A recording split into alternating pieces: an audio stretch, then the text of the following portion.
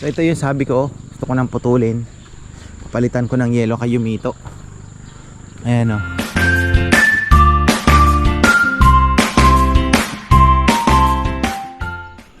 Uy, magandang buhay mga ka-farmer. Ayan.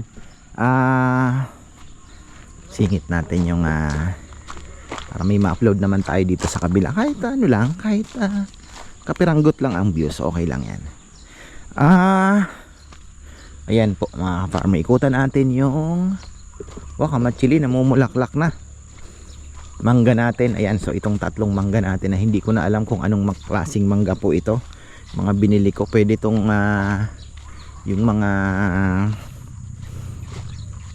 Japanese. Ayan, nailipat na po ni Kongkong. Ayan, so meron tayong tatlo yan, 1, 2, 3, 4, 4. Kasi dito magkakaroon tayo ng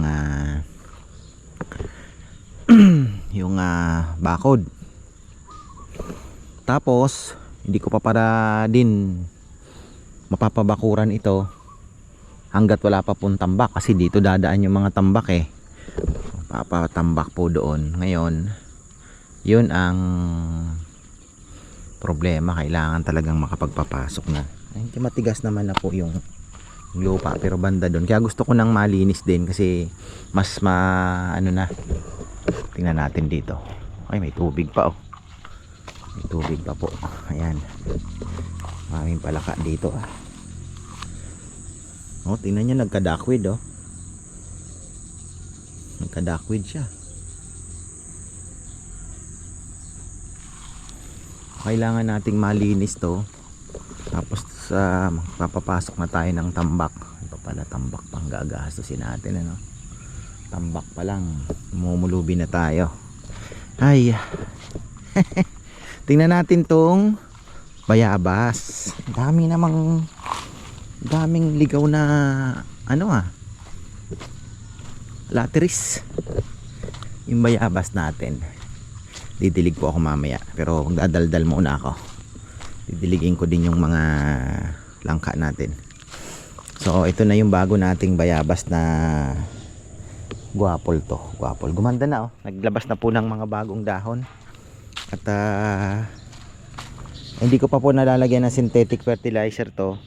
Pinipilit ko muna na natural lang sana muna, yung organic ba, yung ating mga vermicast lang. Tapos yung uling na inactivate natin, binabad ko sa may yung uling binabad ko po sa vermicast, tapos fish amino acid. Yan. Mukhang okay naman. Basta ito, halaga lang sa dilig. Kaya lang po, tingnan nyo naman tuyo na naman. Kailangan na naman natin magdilig.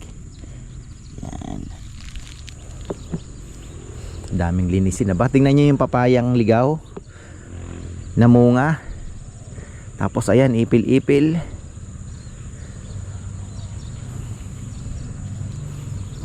Kailangan linisin talaga.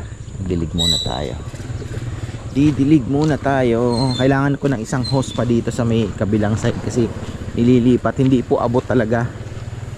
So, kailangan ng hose. Tapos yung dito naman, tapos na ata ni Junjun yung ating gripo dito. So may hose akong biniling tatlo ba na 10 meters. Maikli lang 10 meters. Tapos ito, ayusin na rin natin. Kulang kasi tayo sa tao ngayon. Kulang po ang mga tao natin. Mga tao natin ay si Rizal. Wala si Rizal. Si Dexter di na rin pumapasok. Uy. Nauna pa ako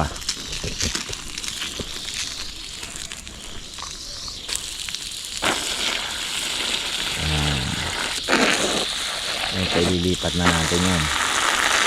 Kailangan nang malipat yan. Bala ko ang ilagay po ito sa yung paso doon sa view deck.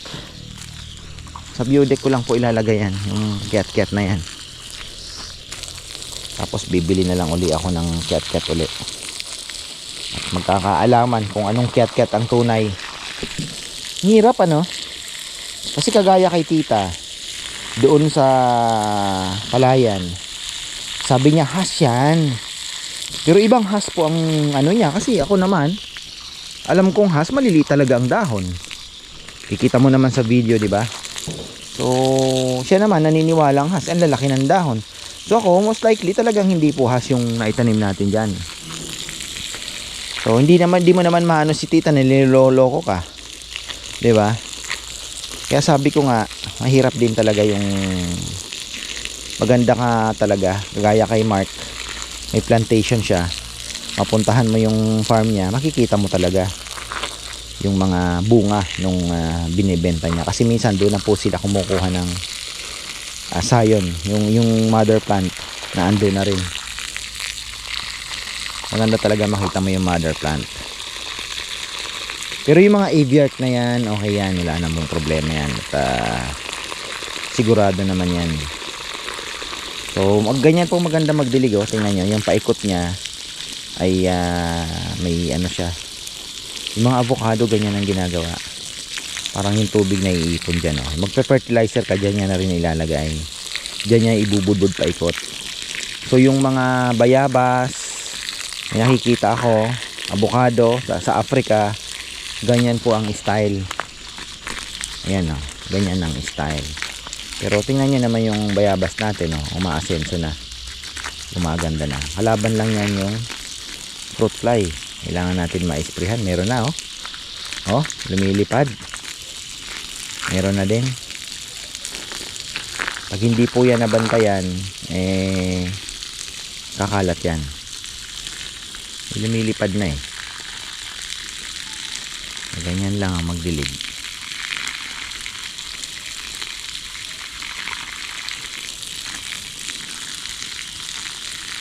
Guapol. Sa Pangasinan pala may malaking plantation ng guapol. Lapit sa Ordaneta.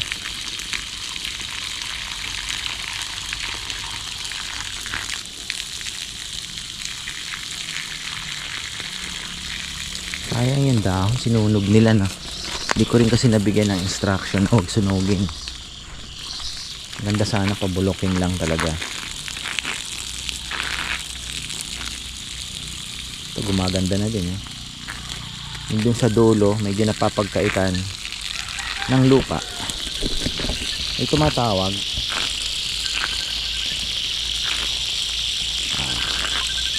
Aking mga kapatid, yung mga walang trabaho.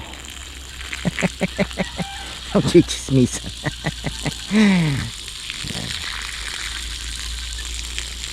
Minsan sumasali ako, pero madalas kasi kagaya niya, nasa palengke ako umaga, magtatawagan, nag-aalmusal sila tatawag na yan yung mga sa Canada. Si Kabono, yan, si Kabono kasi medyo maluwag din ang hindi po siya busy sa lechon kaya nakakamarites siya. Gumaganda yung bayabas. Mukhang okay naman yung ating ginawang preparation. Gumaganda. Bilis lang yan. Bilis lang po ng bayabas. In 1 year time makikita nyo po yan, mayabong na. Basta lagi lang madidilig, lalong lalo na pag summer time. Kailangan lang talaga. Tapos si lychee gusto ko nang ipaputol, papalitan ko ng yelo kayo mito. Agree ba kayo? Agree ba kayo mga farmer? Kasi galing po yan sa buto, yung lychee na yan. At tingnan nyo naman, 15 years na ata yan dyan, hindi pa rin namumunga. At mukhang wala na atang chance mamunga yan. Kaya sabi ko, sentensyahan na at palitan na lang ng ibang tanim na mas magiging kapaki-pakinabang, di ba? Ganun naman. Kesa naman maghihintay tayo. May yelo kayo mito na lang ilagay natin. Bala kong ipaputol na yan. Sakit sa dibdib. Pero kailangan mo talagang desisyonan din.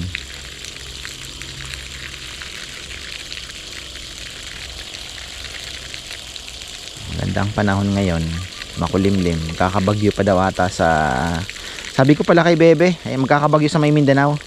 Sabi ko pala kay Bebe, mag-book na nung mga papasyalan namin ngayong summer, Market Adventure, kasi mura po ang mga plane tickets. Kagaya nung Zamboanga, may nakita ako mura lang, parang 1.5 lang, mayroon pang pabalik 1,000. Sabi ko, sayang naman. At ang mahal pa naman ng ticket papuntang Zamboanga. Yan na, ang ganda na ng ating bayabas. Hindi ko alam kung grafted ba to, pasanga. Hindi po to grafted pala. Ito ay malamang pasanga talaga. Ibon ka ba ngayon? Babalik? Ibon? Kita ko yung BBC eh.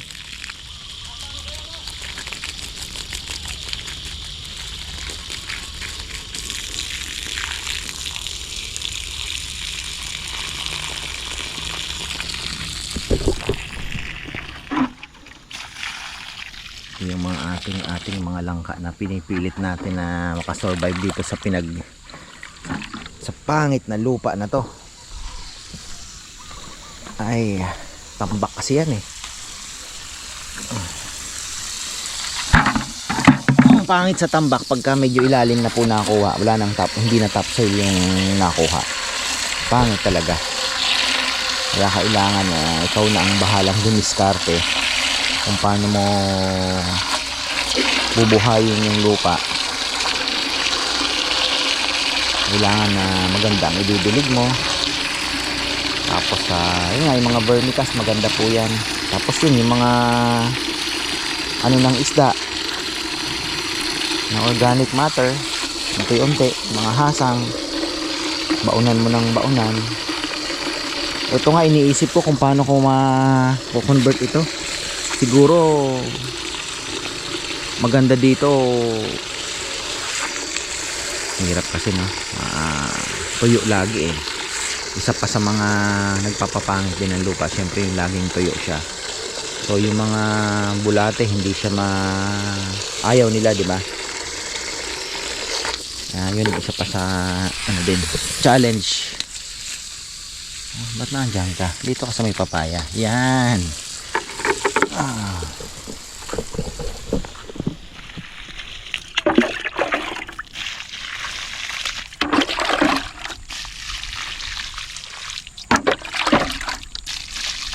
Palagay ko ito nahihirapan sa tubig to. Kasi yung ano po parang hindi gaano. Kaya dapat pag dinilig mo talagang marami.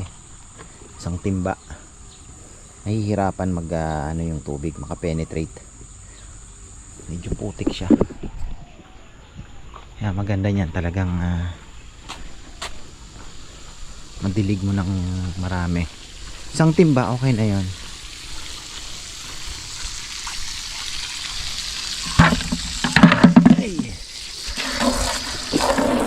Atis tayo off season atis. Tapos na yung season eh. May namunga ng ilang piraso. Taas ng tubig dito. Hindi ko alam kung may mga ulang pang natira dyan. Ito yung ating na-recover na langka na nagdilaw. Pero ngayon maganda na po ang dahon niya. Uy, mag-ano ka naman?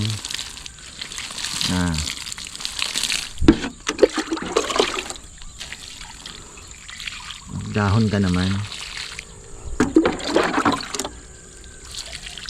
Galing pa ng Leyte to, doon mismo sa nagpasikat ng Aviark eh. Ayun, ang dami na, kalat na. Ito nga sana mabuhay. Sana po mabuhay. Maganda naman, well drained naman okay. Maraming tadpoles dami po ang tadpoles Naandito sila ngayon.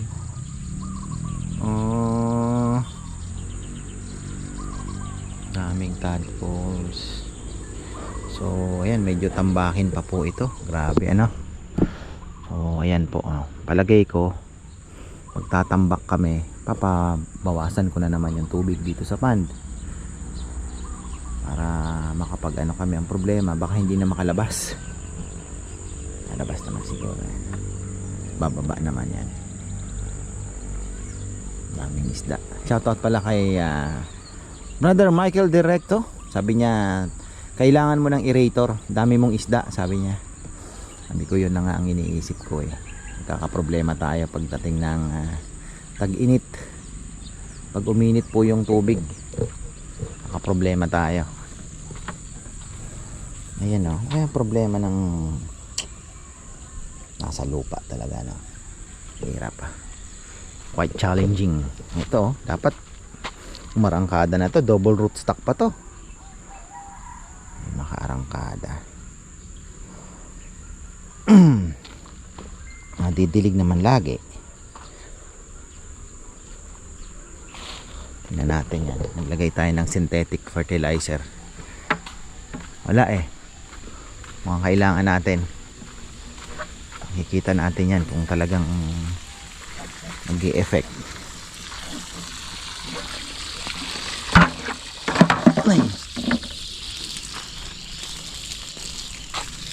Hanggang dito lang yung hose, oh.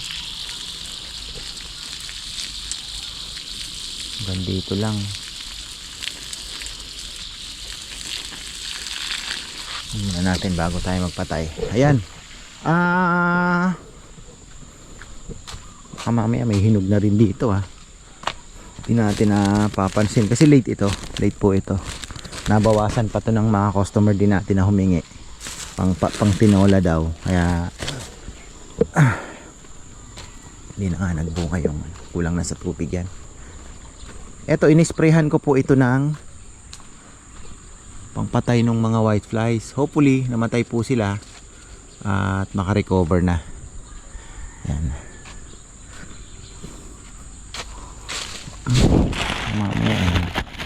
Yellow na.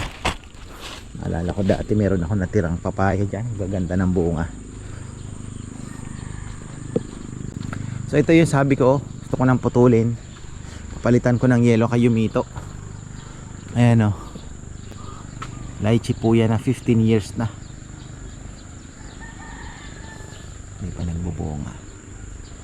Hindi naman 15 pala. Mga sabihin mo ng 12 to 13 years. Sabi sa akin, sir, 20 years pa. Ay, wag na ako. 20 years. May mundo pa ba nun? Yun ang tanong. Oh. Kaya pwede nating putulin na po ito. At papalitan natin ng yellow kay Yumito. Dito natin tatanim sa may bandang gitna na. Usog na natin. Ako wala pa pong tanim ngayon dahil hinihintay ko pa yung kalapate kanina yun. Hinihintay ko pa po yung makapunta ako doon sa kukuhanan ko sa San Jose. May makukuhanan po akong mas malapit na vermicast sa San Jose, Nueva Ecija. So pagka medyo nakaluwag-luwag ako po ay babiyahe. Bibili na rin ng bulate. Kaya kailangan na rin pong maayos yung prepare namin dyan na pang personal lang muna na anuhan ng bulate dito sa may Manukan. Tapos saka ako kukuha. Kailangan lang po kumuha ng Carabao manure. Yung mga isda natin nag-o-oxygen, oh. Malalaki na, oh. Malalaki na po sila.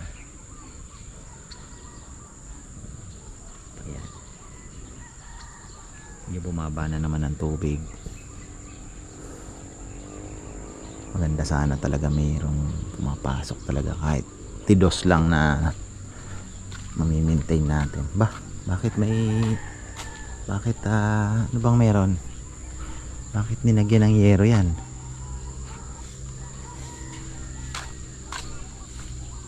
May tatalon ba? Ay, ayan po mga farmer ang ating mini vlog ngayon.